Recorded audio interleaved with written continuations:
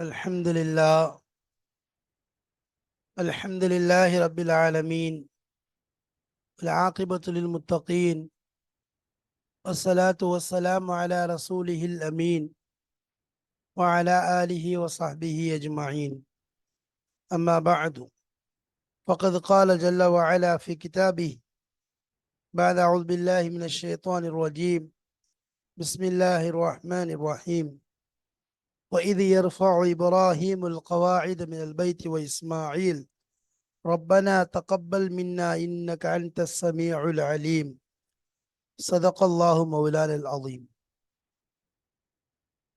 சங்கைக்குரிய அல்லாஹ்வின் நல்லடியார்களே, அன்பும் பாசமும் நிறைந்த மாணவ சகோதர சகோதரிகளே, அல்லாஹுடைய பெரும் அருளினால் சஃபத்து தஃபாசீர் என்ற விரிவுரை கிதாபின் மூலமாக சூரத்துல் பக்ராவின் ஆயத்துகளை நாம் தெளிவாக விளக்கமாக பார்த்து வருகிறோம்.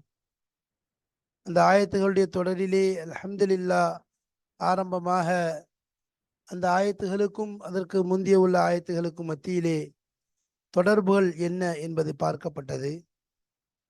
அதைத் தொடர்ந்து அந்த ஆயத்துகள் இறங்கியதற்குரிய காரணம் சபபு நுசூல் என்பதாக சொல்லுவோமே, அவைகள் பற்றி சொல்லப்பட்டது. அதேபோல் அந்த ஆயத்துகளில் வரக்கூடிய வார்த்தைகளுடைய பொருள் அகராதி என்ன, அகராதி பொருள் தெளிவாக சொல்லப்பட்டது. அதைத் தொடர்ந்து அந்த ஆயத்துகளுடைய விளக்கங்கள், அதற்கு பிறகு அதனுடைய இலக்கிய நயங்களை பற்றி பேசப்பட்டு வருகிறது. அந்த தொடரிலே இப்பொழுது நாம் 174 பாடத்தை அடைந்திருக்கின்றோம். இதிலே நாம் பேச இருப்பது வைது எர்ஃபா இப்ராஹிமுல் கவாயித மினல் பைத் என்று தொடங்கும் ஆயத்தை பற்றி பேசப் போகிறோம். இதற்கு கொடுத்திருக்கக்கூடிய தலைப்பு என்ன? முதாரியின் மூலம் பதிலும் முபாலாகாவின் வார்த்தை.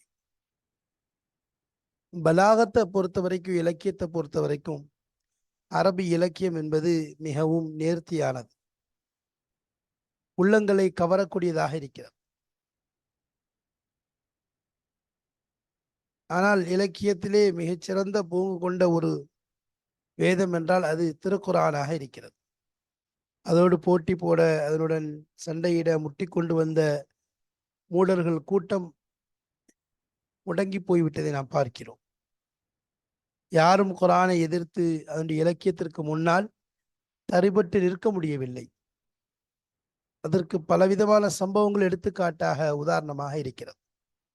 ஒரு சில விஷயங்களை மட்டும் சொல்லிவிட்டு நாம் பாடத்திற்குள் செல்லலாம். குர்ஆனிலே நரகத்தை பற்றி வரக்கூடிய, அதாவது குர்ஆனுக்கு சவாலாக நாங்கள் கொண்டு வருவோம் என்பதாக அரபியர்கள் கங்கணம் கட்டினார்கள். அல்லாஹ்வும் அதற்கு அனுமதி கொடுத்தான். என்ற ஆயத்துக்கள் ஆரம்பமாகவே பேசப்பட்டது. ஃபஇல்லம் தஃஅலு வலன் தஃஅலு, அதற்கு முந்தைய ஆயத்தில் வயின் குன்தும் ஃபீ ரைபி மிம்மா நஸல்னா அலா அப்தினா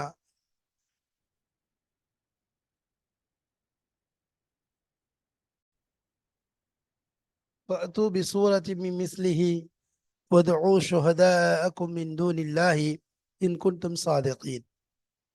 அல்லாஹு தாலா ஒரு சூறாவை போன்று கொண்டு வர சொன்னான்.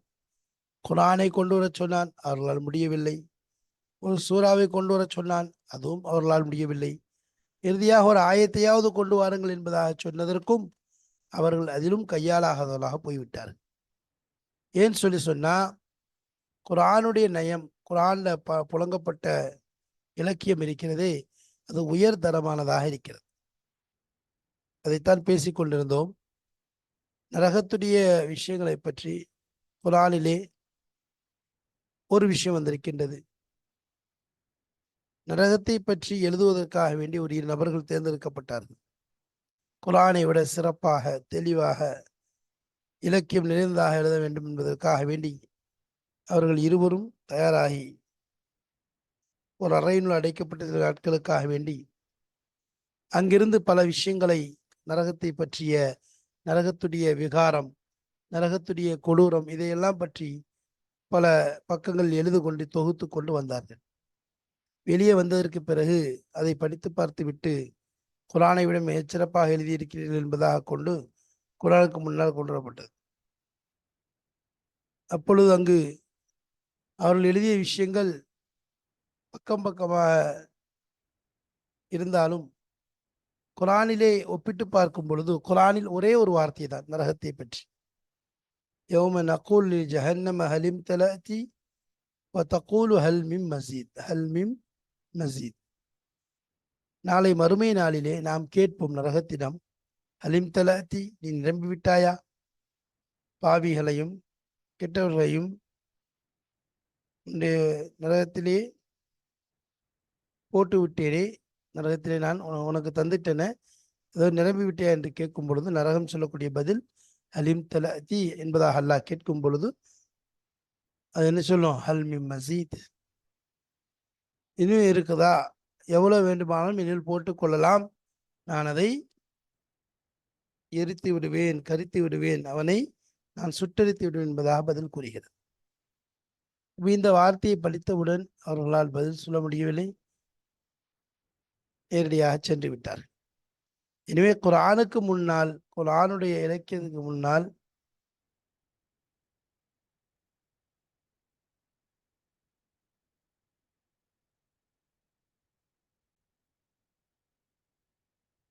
வஹல்மிம் மசீத் என்ற வார்த்தைக்கு முன்னால் அவர்கள் எழுதிய கட்டுரைகள் எல்லாம் ஒன்றுமில்லாமல் போய்விட்டது.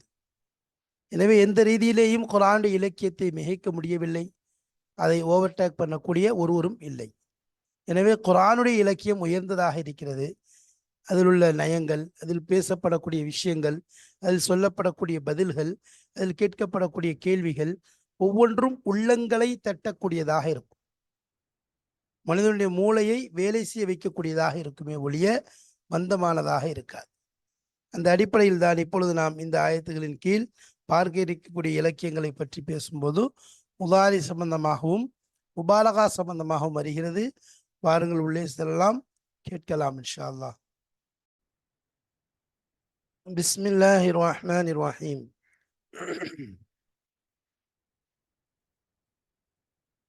قوله تعالى وإذ يرفع إبراهيم، ورد التعبير بصيغة المضارع حكاية عن الماضي.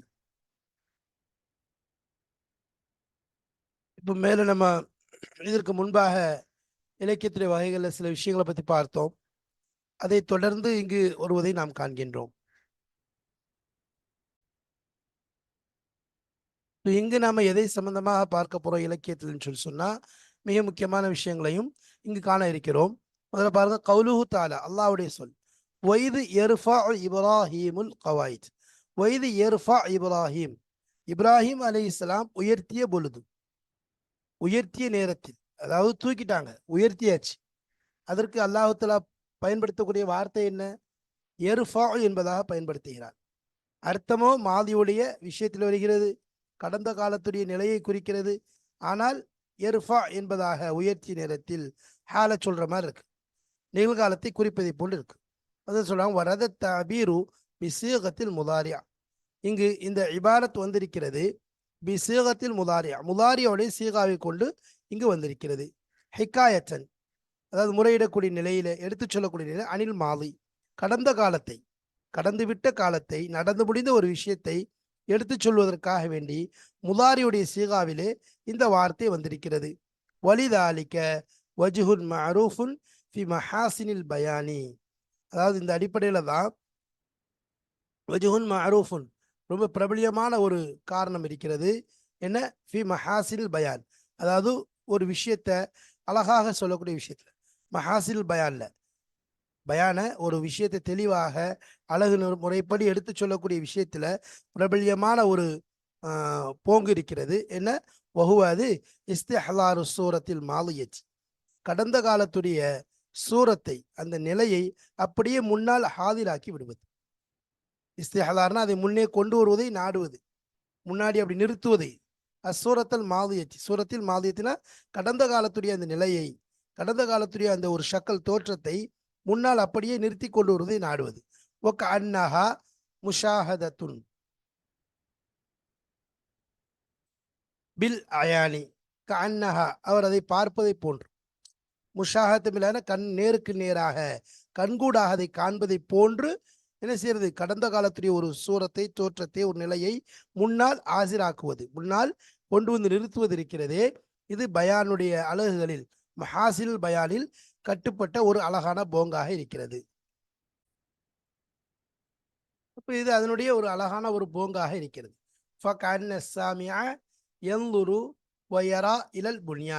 இப்போ இந்த இடத்துல எப்படி காட்டுறோம்? சாமியா அந்த கேள்விக்கு அதை கேட்கக்கூடியவர் எந்தூரு பார்ப்பதை போன்று நடக்கக்கூடிய செயல், கேட்கக்கூடிய செயல். அப்ப கேட்பவர் பார்ப்பதை போன்று கண்ணில் நிறுத்தி விடுவது. ஒயரா இன்னும் பார்க்கிறார், பார்ப்பதை போன்று நோக்குவதை போன்று இலல் புன்யான் அந்த கட்டடத்தின் பக்கமே அப்படியே கட்டடமே காட்சியளிப்பதை போன்று ஒரு நிலையை ஏற்படுத்தி விடுவது. வஹுவ யர்தஃபிஉ வல் பன்னா வஹுவ யர்தஃபின் அது உயரக்கூடிய நெல்ல அப்படியே மேலே தூக்குற மாதிரி என்னது அவங்களுடைய கண்ணுக்கு முன்னாடி அப்படியே அந்த கவாயதை அப்படியே கொண்டு நிறுத்திடுறது. இங்கே சொல்லத்தான் செய்கிற விஷயத்த ஆனால் கண்ணுக்கு முன்னாடி அப்படியே அந்த நிகழ்வை கண்ணுக்கு முன்னாடி படம் பிடிச்சு காட்டியது போன்றும். அப்போ அது உயர்வதை போன்று அப்படி கண்ணால் இவங்க 2 பேரும் பார்க்குறாங்க, இவங்க மக்கள் பார்க்குறாங்க. வல் பன்னாவ் கொத்தனார் யார்? அதை கட்டக்கூடியவர் யாரு? ஓ இப்ராஹிம் இஸ்மாயில் அலைஹிம் அஸ்ஸலாம். அதில் இப்ராஹிம் இன்னும் இஸ்மாயில் அலி இஸ்லாம் அவர்கள் தான் அந்த இரண்டையும் உயர்த்தக்கூடியவர்களாக இருக்கிறார். அப்போ இது விஷயமாகத்தான் இங்கே சொல்லப்படுது. பாருங்க, இதில் வந்து ஒன்று தாபீரை வந்து என்ன செய்யறது நம்ம சரி பண்ணல. தாபீருடைய விஷயத்தில் பொதுவாக தாபீரை பொறுத்த வரைக்கும் 2 விதமாக வரும். தாபீர் வந்து நாங்கள் சொல்கிறோம், அதாவது முதாரி சில நேரத்தில் மாதியான வார்த்தையை கொண்டு வந்து அந்த இடத்துல முதாரியுடைய அர்த்தத்தை நாடுவாங்க. அது ஒரு சில நோக்கத்துக்காக இருக்கும். இந்த மேடம் மாதிரி முதாரியான தாபீர் வார்த்தையை கொண்டு வந்து மாதியான விஷயத்த சொல்லுவாங்க. இதுலேயும் சில நோக்கங்கள் இருக்கு. ரெண்டுக்குமே ஒரு நோக்கம் இருக்கு. உதாரணமாக இப்போ நம்ம சொல்கிற மாதிரி மாதியுடைய வார்த்தையை கொண்டு முதாரியுடைய விஷயத்தை நாடுறது வந்து ஒன்றும் எச்சரிக்கைக்காக இருக்கும். ஒரு விஷயத்த அத்தாமுருல்லா அப்படின்னு அல்லா குர்ஆன்ல சொல்ற மாதிரி ஒரு எச்சரிக்கை செய்வதற்காக வேண்டி வந்து விட்டது, நிகழ்ந்து விட்டது, அந்த விஷயம் கண்டிப்பாக நிகழக்கூடியது இப்படிங்கிறதுலாம் ஒன்று இருக்கு. அல்லது என்னது நிகழ்வது நெருங்கி விட்டது, கது காமத்தி சலா அப்படின்னா என்னது எங்க தொழுகைக்காக நில்லுங்க, அப்படிதான் நிற்கிறாங்க, நின்றுட்டோம் அப்படின்னு சொல்லிட்டு தொழுக ஆரம்பிச்சிச்சுங்கிற மாதிரி அந்த இடத்துல. அதே மாதிரி சில இடத்துல வந்து நலவுக்காக நற்சகுனத்துக்காக இன்ன ஷிஃபாக் இன் அதாவது என்னது அல்லாஹ் உன்னை நீ குணமாக்கிட்டா என்னோடவா இன் ஷஃபாக் அல்லாஹூ ததுஹப் மை என்பதாக. அதே மாதிரி சில விஷயத்தை எடுத்து சொல்றதுக்காக வேண்டி லைன் அஷ்ரக்த லயஹ்பத்தன்ன அமலுக்க அப்படின்னு சொல்லி சொல்றான். இந்த இடத்துல வந்து அதாவது நீங்க வந்து என்னது இணை வைத்து விட்டால் வைக்கல, அப்போ இந்த இடத்துல ஒரு எச்சரிக்கை காட்டு, முஷ்ரிக்குகளுக்கு ஒரு எச்சரிக்கை காட்டு. அப்போ இந்த மாதிரி மாதியுடைய வார்த்தையை கொண்டு வந்து முதாரியுடைய அர்த்தத்தை நாடுவா. முதாரியுடைய அர்த்தத்துக்காக மாதியுடைய அர்த்தத்தை கொண்டு வர வார்த்தையை கொண்டு வர்றது அது சில நோக்கங்களுக்காக இருக்கு. அதே போல முதாரியுடைய தாபீர் வந்துடும், வார்த்தை முதாரியா இருக்கும் இங்க போல, ஆனா நாடப்படுறது மாதியாக இருக்கும். அதான் சொல்லணும், எருஃபாங்கிறது முதாரி ஆனா நாடப்படுறது மாதி. அது எதுக்கு? அது ஒரு சில நோக்கங்கள் இருக்குது. அதைத்தான் நம்ம இங்க பார்த்துட்டு இருக்கோம். முதலாவது நம்ம சொல்றதுதான் அசல். அதாவது அந்த ஒரு கற்பனையில வரக்கூடிய ஒரு விஷயத்தை, கற்பனையில ஏற்படக்கூடிய ஒரு நூதனமான தோற்றத்தை அப்படியே கொண்டு வந்து முன்னிறுத்தி வச்சிருவது. கடந்த காலத்துடைய நிலையில கடந்த காலத்துல ஒரு விஷயத்த சொல்ல போறோம். ஒரு உதாரணமா ஒரு தமிழ்லே சொல்லுவோம், ஒரு கதையை சொல்ல போறோம், சம்பவத்தை சொல்ல போறோம், அல்லது ஒரு பதிலுத்த காலத்தை பேச போறோம், யோகதித்த காலத்தை பேச போறோம்.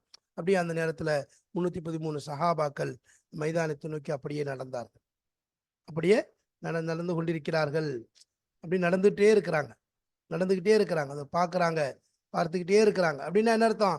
அந்த இடத்துல தான் முடிஞ்சு போச்சு. ஆனா பார்த்து கொண்டே இருக்கிறார்கள், நடந்து கொண்டே இருக்கிறார்கள். அப்படியே வாளை எடுக்கிறார்கள். அலி ரலியல்லாஹு அன்ஹு அவர்கள் எதிரியை பார்த்தோன்னு வாளை உருவுகிறார்கள், அப்படியே உருவுகிறார்கள். அப்போ உருவுகிறார்கள், உருவியாச்சு. அப்ப இந்த தோட்டத்தை முன்னாடி கொண்டு வர்றது. அந்த மாதிரி தான் அந்த நிலையை முன்னால் கொண்டு வருவதற்காக வேண்டி நம்ம அல்லாஹுல்லதி அர்சல ரியாஹ ஃபதுஸீரு சஹாபன் என்பதாக சொல்றோம். அந்த இடத்துல ஃபாசாரத் என்பதாக வரணும். அசல்ல ஃபாசாரத் என்பதாக வரக்கூடிய வார்த்தையா ஃபதுஸீரு சஹாபன் என்பதாக சொல்றோம். இப்போ இந்த இடத்துல வந்து எர்ஃபா ரஃபான் வர்றதுதான் எர்ஃபா என்பதாக பயன்படுத்துகிறோம். அது எதுக்காகங்கிற காரணத்தை நம்ம சொன்னோம். அதாவது கண்ணுக்கு முன்னாடி அப்படியே நிறுத்தி வருவதற்காக வேண்டி. அதுபோன்று ஒரு சிலதுக்காக பயன்படுத்துவாங்க. உதாரணமாக அதாவது தொடரான கடந்த காலத்தில் முடிஞ்சதை அதனுடைய தொடரை பயனளிப்பதற்காக வேண்டி. உதாரணமாக லவ் யுத்தியுக்கும் ஃபீ கஸீரி மினல் அம்ரி லஅனித்தும் என்று சொல்றோம். இத்தாஅத்துக்கும் அதாவது அத்தாஅத்துக்கும்னு வரும், அத்தாஅத்துக்கும். அப்போ இந்த இடத்துல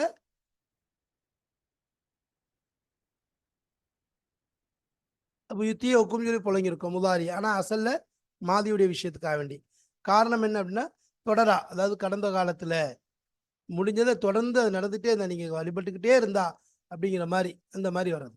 சரி, அதே மாதிரி என்ன செய்யுது, இன்னும் சிலது இஸ்முல் ஃபாயிலுடைய வார்த்தை முஸ்தக்பில்ல போடுங்க, அதெல்லாம் இருக்கு.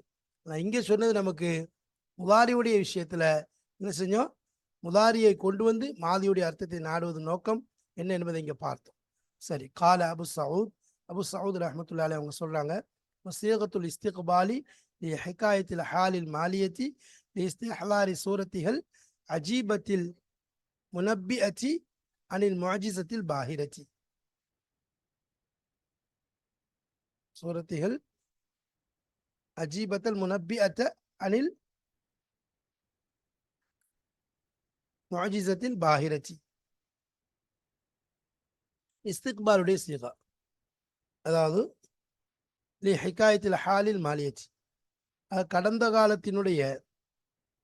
காலத்தின் நிலையை சொல்வதற்காக வேண்டி வருங்காலத்தினுடைய சீகாவை புழங்குவது, முஸ்தக்பிலுடைய சீகாவை அந்த ஃபார்முலாவை புழங்குவது என்பது எதுக்கு, இஸ்திஹ்லாரி சூரத்திகள் அஜீபியத்தில் முனப்பிஅத்தி, அதாவது இந்த இடத்துல அது ஆஜராக்குவதற்காக வேண்டி சூரத்தி அதனுடைய தோற்றத்தை ஆஜர்படுத்துவதை நாடி. எதை அஜீபத்தல் முனப்பிஅத்தினா உணர்த்தக்கூடிய, ஆச்சரியத்தை உணர்த்தக்கூடிய, அனில் முஅஜிஸத்தில் பாஹிரத்தி, அதாவது ஒரு உயர்ந்த ஒரு முஅஜிஸாவை பற்றி, உயர்ந்த அதாவது ஒரு அழகான ஒரு பாஹிர வெளிப்படையான ஒரு அற்புதத்தை தொட்டும் உணர்த்தி அதனுடைய ஆச்சரியத்தை உணர்த்தி காட்டக்கூடிய அதன் தோற்றத்தை முன்னிறுத்துவதற்காக வேண்டி கடந்த காலத்துடைய நிலையை முறையீடு செய்வது, எதன் மூலம் வெளிப்படுத்துவது, இக்காய் செய்வது, இஸ்திக்பாலுடைய சீகா, வருங்காலத்துடைய இஸ்திக்பாலுடைய சீகாவை பயன்படுத்தி அந்த மாதியான விஷயத்தை எடுத்துச் சொல்வது ஒரு வகையாக இருக்கிறது. அந்த அடிப்படையில் தான் வைது யர்ஃபா இப்ராஹிமுல் கவாயித என்பதாக கொண்டு வந்து இங்கே விளக்கி இருக்கிறார்கள் என்பதை நாம் பார்த்தோம். சரி, அடுத்து தவ்வாபுர் ரஹீம் அப்படிங்கிறது அடுத்து வரக்கூடிய விஷயம். தவ்வாபுர் ரஹீம்னா என்ன, அதாவது அதே இதில் தவ்வாப் பாவங்களை மன்னிக்கக்கூடியவன், அர் ரஹீம் கருணையிடவன், இந்த ரெண்டு தான் வருது, ரெண்டுமே முபாலகாவுடைய சீகா.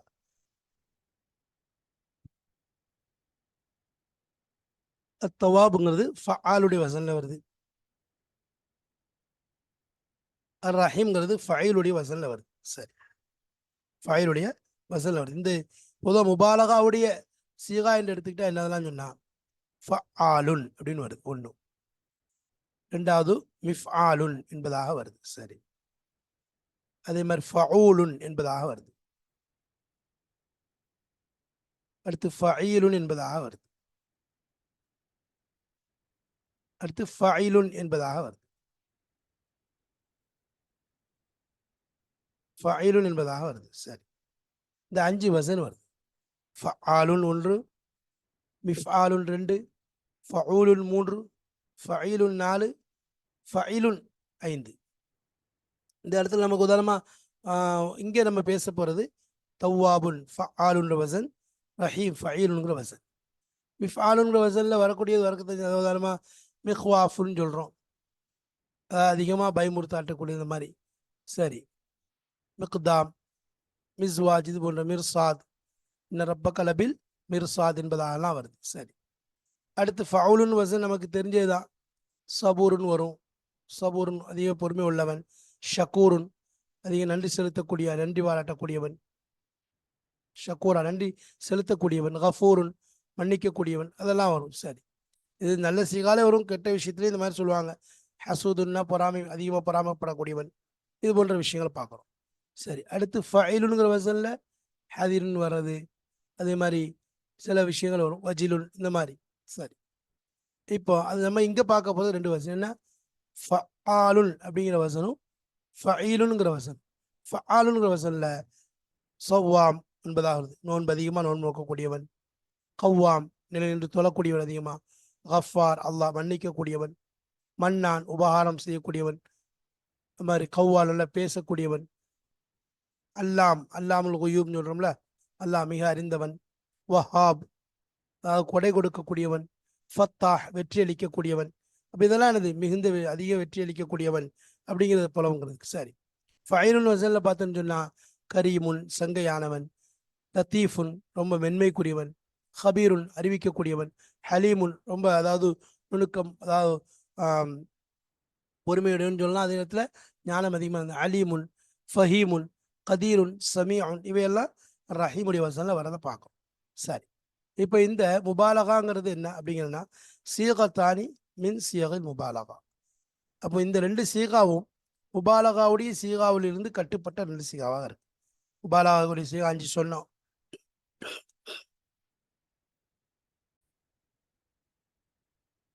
சீகாக்கள் இருந்து கட்டுப்பட்டது ரெண்டு சீகா. அதில் வந்து உதாரணமாக முபாலகாவுடைய சீகான்னா என்ன, அதாவது முபாலகா சீகா வகைப்படுத்தி சொல்லக்கூடிய சீகாவிலிருந்து கட்டுப்பட்ட விஷயம், அதை சீகாவிலிருந்து உள்ள 2 சீகாக்கள் அத்தவ்வாபுன் அர் ரஹீமுன். சரி, லியன்ன ஃபஆல் அப்படிங்கிற வசன் சரி, ஃபஈல் அப்படிங்கிற வசன் சரி, மின் சியகில் முபாலகத்தி முபாலகாவுடைய சீகாவிலிருந்து கட்டுப்பட்டது.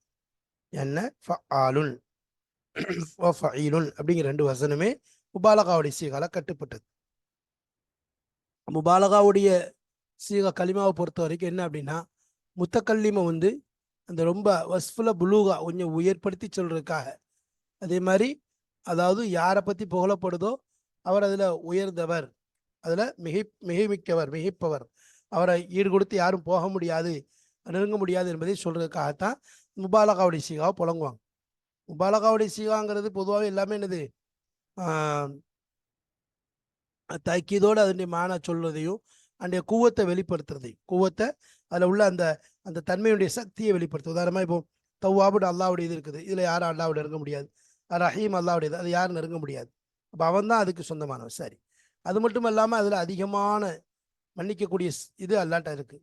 அதே மாதிரி ரஹீம் கருணைங்கிறது அதிகமாக இருக்குது. சரி, அடுத்து கூவத், அதில் சக்தி, அதில் யாரும் என்னது அவனை தடுக்க முடியாது, அவனை யாரும் அந்த இடத்துல தடுக்க முடியாது, அவனை மிஞ்சிட முடியாது. அல்லது ரஹ்மத்துக்கு அவன் ரஹீமாக இருக்கிறத யாரும் இடையூறு செய்ய முடியாது, அது ஒன்று. அதே மாதிரி சொல்ல போனால் இன்னொன்று சொன்னால் முபாலகா தான் மிகைப்படுத்தி அது சொல்கிறது. இது வந்து என்னது அது இருக்கக்கூடிய தன்மைகள். உதாரணம் லைஸ கமிஸ்லிஹி ஷெவுன் வஹுவ ஸமீஉல் பஸீர், வஹுவ ஸமீஉல் பஸீர் இது என்னது சமீங்கிறது என்னது அந்த கேட்கக்கூடிய விஷயத்தில் முபாலகா, அதாவது சமங்கிற சிஃபத் அவள் இருக்கிறது வந்து ரொம்ப உச்சகட்டம், அதை மீறி எதுவும் கிடையாது, அதுதான் எதுவுமே மிஸ் ஆகாது. அதில் பசீர்னு சொல்கிறோம், ஃபயில் வசலில் வருது. இதில் அதிகமான என்னது அந்த பார்க்கக்கூடிய சிஃபத் அவன்கிட்ட இருக்கு, யாரும் மிஞ்சிட முடியாது அப்படிங்கிற விஷயத்தை விளக்குறதுக்காகத்தான். இந்த தன்மைகள் அதிகமாக அவன்கிட்ட இருக்குது அப்படிங்கிறத அங்கே எடுத்து சொல்றதுக்காகத்தான் இந்த முபாலகாவுடைய சீகாக்கள் புழங்கப்படுது. அந்த அடிப்படையில் தான் முபாலகாவுடைய சீகாவை இங்கே புழங்கி இருக்கிறோம். அப்போ இந்த 2 சீகாவை தவ்வாபுர் ரஹீம், அதிகமாக தௌபா மன்னிப்பு வழங்கக்கூடியவன், தௌபாவை அதிகமாக வழங்கக்கூடியவனா யார் தௌபா செய்கிறாங்களோ அவங்களுக்கு அதிகமான தௌபாவை, அதாவது அதில் வந்து எல்லை மீறி இந்த இடத்துல என்ன சொன்னால் தௌவாப் அப்படிங்கிறது கூட என்ன அர்த்தம்னா சொல்கிறோம்னா எவ்வளோ பாவங்கள் செஞ்சுட்டு வந்து நின்னாலும் மன்னிச்சிடும். நீ என்ன 7 தடவை செஞ்சுட்டு 8வது தடவை செய்கிற அப்படின்னு அவனும் கேட்க மாட்டான், அவனே ஆர்வப்படுத்துகிறான், இவ்வாறு செஞ்சுட்டு வந்து கேளுங்க நான் மன்னிக்கிறேன். அதே நேரத்தில் யாரும் நீ என்ன மன்னிக்க மாட்டேன்னு சொன்ன இப்போ மன்னிக்கிற என்பதாக அவன்கிட்ட வேறு யாரும் குறுக்கு கேள்வி கிராஸ் கொஸ்டின்ஸும் கேட்க முடியாது. அதான் தவ்வாப். அர் ரஹீம்ங்கிறதும் உயர்ந்த, அதாவது ரஹீம்ங்கிறது அதுவும் அப்படித்தான், அவன் ரஹ்மத் காட்டுறது. பொதுவாக அந்த ரஹீம்ங்கிறது மறுமையில் ரஹீம்பாங்க. அப்போ யாருக்கு ரஹீம்னா மூமின்களுக்கும் சொல்கிறோம், மற்ற யாரும் கேட்கவும் முடியாது. நீ என்ன, அதுவும் நீதம் தான் அவனுடைய அதில். அவன் வந்து காஃபிர்களுக்கு அங்கு தண்டனை கொடுப்பது என்பதும் அதில் நீதமானது தான், அதான் நீதம். அப்போ அதை யாரும் கிராஸ் எக்ஸாமினேஷன் பண்ண முடியாது, பண்ணுறதுக்குரிய தகுதியும் கிடையாது, அதற்குரிய அதிகாரம் கிடையாது, அதற்குரிய அது சுட்டி காட்டுற அளவுக்கு அவன் வந்து என்னது எதையும் என்னது குறை விட்டு வைக்கவும் இல்லை, பரிபூர்ணமாக அவன் செஞ்சுட்டான், பரிபூர்ணமாக செஞ்சுட்டான். அதை அவங்க என்ன செஞ்சாங்க, மீறாங்க. இன்ன ரப்பக்க ஒரு இடத்துல வருதுல, இன்ன ரப்பக்க அதாவது எல்லாத்துல எப்படி பண்ணுவேன் ஆலுல் லிமா யுரீத், ஆலுல் லிமா யுரீத்னா என்னது அவன் எதை நாடுகிறானோ இன்ன ரப்பக்க, அதாவது ஆல் லிமா யுரீத் என்னது இன்ன ரப்பக்க ஆலுல் லிமா யுரீத் சூரத்து ஹூதுல வருது. ஏதோ அவன் நாடுறானோ அதை நிச்சயம் நிறைவேற்றக்கூடிய சக்தி பெற்றவனாக அல்லாஹ் இருக்கிறான் அப்படிங்கிற விஷயத்தையும் அங்கே விளக்கணும். அப்போ இந்த இடத்துல அதுதான் சொல்ல வருது, 2 சீகான் மூலமா அல்லாஹ்வுடைய அந்த எல்லையில்லா அந்த கருணை தன்மைகளையும் மன்னிக்கக்கூடிய அந்த விஷயங்களையும் எடுத்து சொல்வதற்காக சொல்லப்படுது. சீகத்தானின் சீகல் முபாலகத்தி முபாலகாவுடைய சீகா வந்து கட்டப்பட்டது மின் சியாகில் முபாலகத்துனா முபாலகாவுடைய சீகாவிலிருந்து உள்ளது 2 சீகாக்களாக இருக்கிறது. என்ன ஏனென்றால் ஃபஆலுங்கிற வசனும் ஃபஈலுங்கிற வசனும் மின் சியாகில் முபாலகத்தி முபாலகாவுடைய சீகாவில் கட்டுப்பட்டதாக இருக்கிறது என்பதாக சொல்லப்படுது. இந்த விஷயங்கள் நமக்கு இந்த 2 மூலம் 2 விஷயங்கள் புரிப்பட்டது.